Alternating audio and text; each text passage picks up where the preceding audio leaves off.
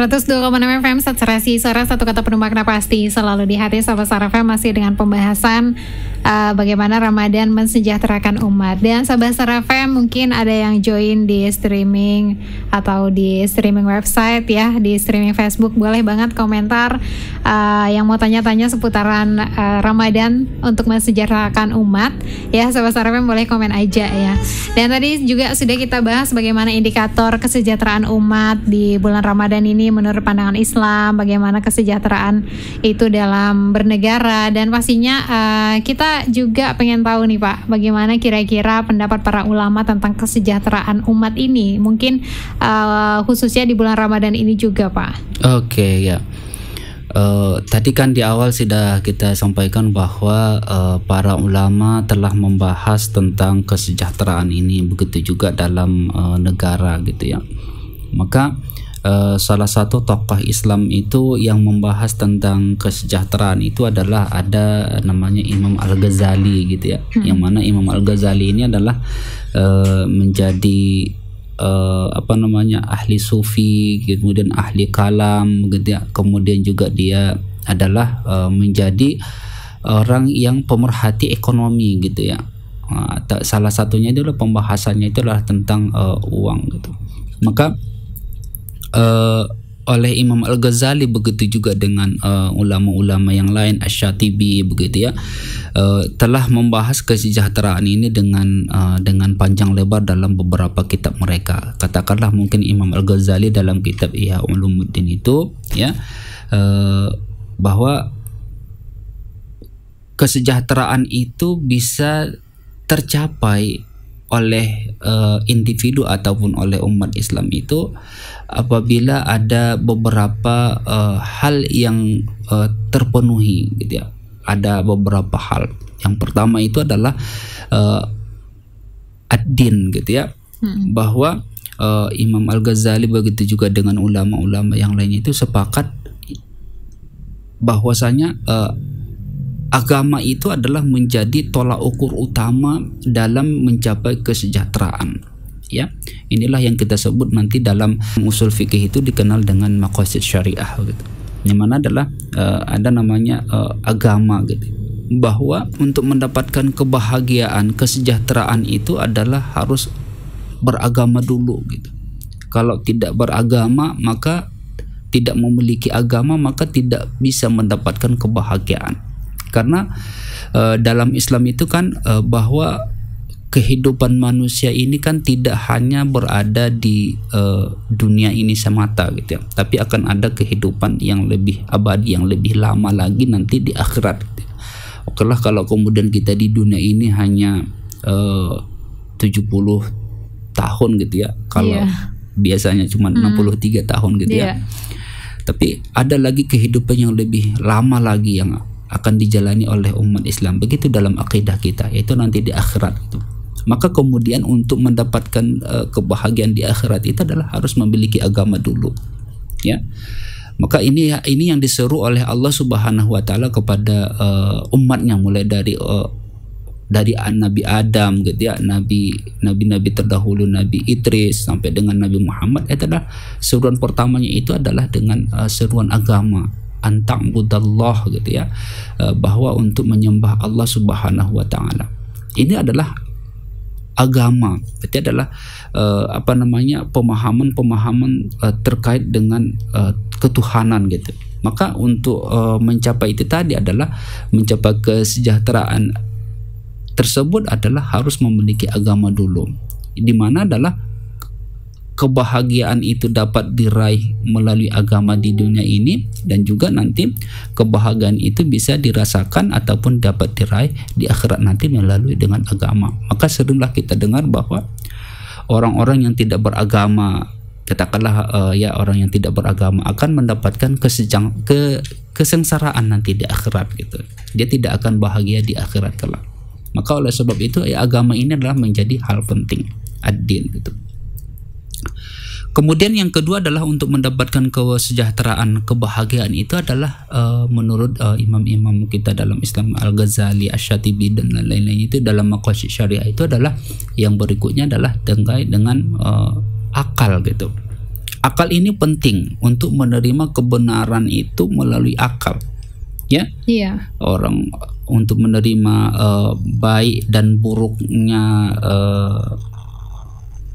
problem itu adalah dengan akal.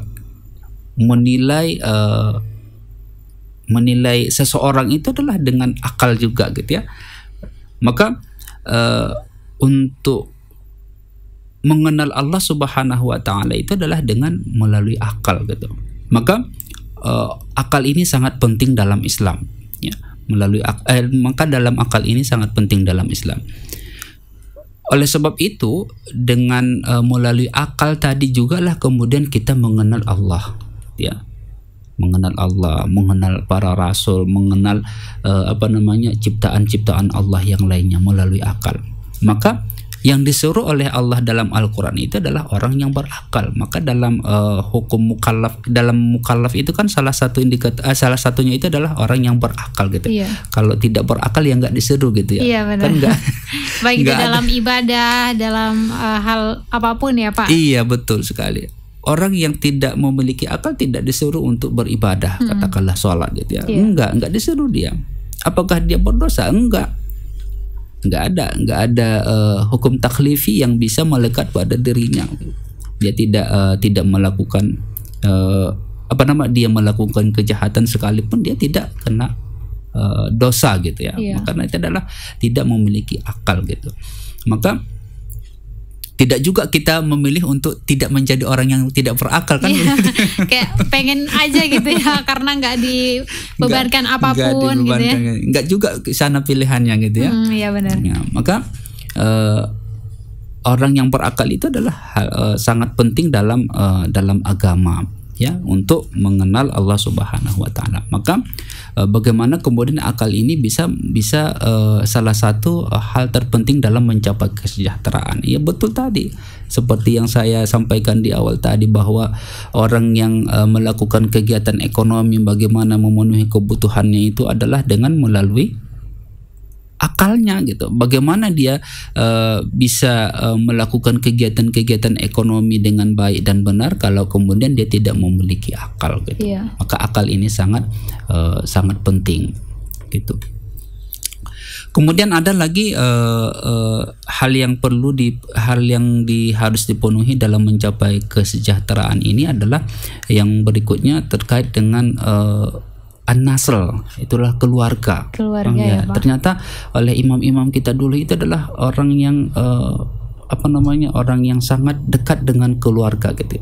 Keluarga dalam artian adalah daya dukung keluarga ini sangat penting. Berarti ya, sistem kekeluargaannya baik, itu juga termasuk. Iya, sistem kekeluargaannya itu baik yang kita yang mengadopsi dengan patrinial dan ada yang matrinial gitu ya. Itu ada tidak kita permasalahkan, tapi adalah bahwa daya dukung keluarga ini sangat penting. Maka kami lah sebagai laki-laki ini laki-laki lah begitu ya.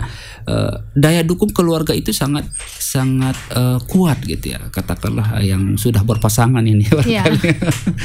Ya, daya dukung istri itu sangat kuat karena doanya orang yang berkeluarga itu adalah salah satunya itu adalah doa antara suami dengan istri. Kalau suami doanya untuk istrinya, kalau perempuan ya istri doanya untuk laki-lakinya. Begitu juga dengan doa anak-anaknya. Itu adalah sangat menentukan untuk mencapai kebahagiaan dan kesejahteraan dalam Islam. Apabila tidak didukung oleh keluarga tadi, maka kemudian adalah tidak terpenuhi kebahagiaan secara keseluruhan. Itu adalah pendapat daripada imam-imam kita, imam dalam Islam yang kita sebut tadi dalam maqasid syariah. Kemudian ada lagi yang berikutnya adalah hal yang perlu diperhatikan untuk mencapai kesejahteraan itu adalah yang ini disebut dengan pemerintah ya. Pemerintah ya. Artinya adalah bahwa dalam Islam itu adalah pemerintah itu adalah sangat sakral dalam menata kehidupan manusia gitu ya. Bahwa pemerintah itu dia harus menciptakan suasana yang mendukung kesejahteraan bagi masyarakatnya. Salah satunya adalah terciptanya lapangan pekerjaan gitu ya, tersedianya kebutuhan-kebutuhan primer, kebutuhan-kebutuhan sekunder ya. Itu adalah yang melakukan kan pemerintah gitu ya. Karena dalam undang-undang juga ada aturannya ya Pak. Kayak kesejahteraan masyarakat itu dari pemerintah. Iya, dalam pasal bukan dalam pasal ya, dalam sila kelima Pancasila itu kan adalah keadilan sosial bagi seluruh rakyat Indonesia gitu ya, ataupun sila keempat itu bahwa ya tujuan adanya pemerintah itu adalah untuk menciptakan kesejahteraan bagi warga negaranya. Maka seperti yang saya sampaikan tadi adalah bahwa lapangan pekerjaan, kebutuhan-kebutuhan pokok itu terpenuhi di masyarakat gitu ya, bahwa itu adalah kinerjanya pemerintah agar supaya masyarakat ini bisa mendapatkan kesejahteraan. Karena kita lihat dalam teori kriminal itu adalah crime itu adalah bahwa salah satu terjadinya kriminalitas itu adalah karena tidak terpenuhinya kebutuhan gitu ya, tidak terpenuhinya kebutuhan, maka banyak orang yang melakukan kejahatan-kejahatan gitu ya. Maka sementara kejahatan di masyarakat itu adalah menjadi problem bagi negara gitu. Maka ya itu adalah simbiosis mutualisme, artinya adalah pemerintah itu dia harus menyediakan kebutuhan-kebutuhan masyarakatnya, yang kemudian masyarakatnya itu dengan sendirinya tidak lagi melakukan kejahatan-kejahatan. Jadi ada hubungan yang tidak bisa terpisahkan antara pemerintah dengan masyarakat gitu tadi. Kalau misalnya berbicara sekarang ini, apakah sudah masuk dalam kategori sejahtera gitu Pak? Khususnya di daerah Mandailing Natal ini Pak? Iya ya, kalau kita lihat ke sana ya cukup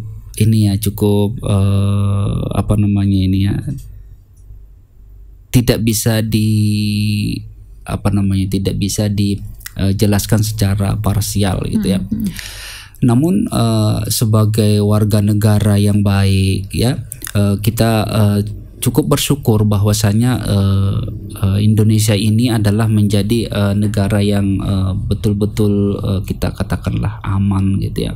Ya, kemudian juga adalah bahwa warga negaranya itu juga adalah warga negara yang patuh gitu ya terhadap pemerintahnya. Itu adalah kita syukuri itu, bahwa Indonesia adalah warga negaranya yang terkategori baik kalau dibandingkan dengan negara-negara yang lain.